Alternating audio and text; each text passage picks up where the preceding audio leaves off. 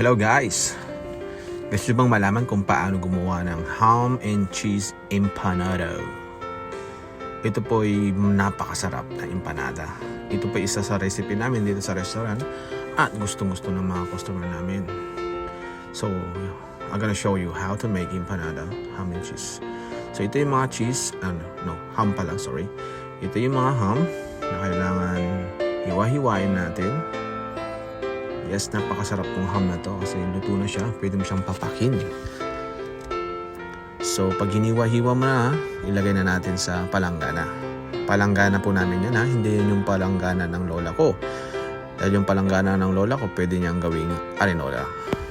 So, pag nahiwa na, at andito na sa sa palanggana, buksan na natin yung double fat cheese.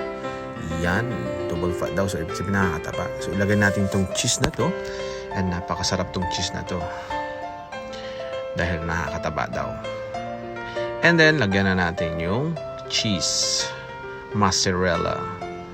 Yan. Bahala na kayo kung ilan ang gusto nyo ilagay. Pero sa akin, gusto ko ng maraming mozzarella. So, magagloves ako kasi imekos-mekos ko na to. So, pag nalagay nyo na yung double fat creamy cheese and then mozzarella cheese, imekos-mekos na yan, insan. Buti nag-gloves ka, insan. Hindi mo kinamay. So, imekos-mekos nyo lang yan hanggang sa maghalo-halo sila. Ang hirap imekos-mekos yan kasi dumidikit yung fat cheese creamy. So, hanggang sa maghalo-halo sila lahat, imekos-mekos nyo lang. Yan, mekos-mekos lang. Napakabilis mag-mekos-mekos.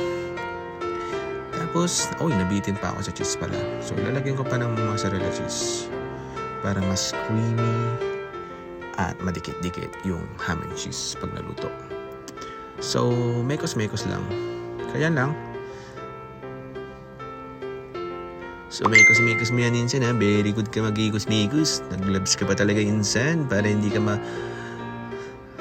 ma-vlog or ma-basher ng mga fan natin dyan. So, yan na. Pagtapos na, pwede natin ilagay sa empanada. So, gawa na natin ang empanada to. Yan lang. Yan. Dikit-dikit nyo sa dulo.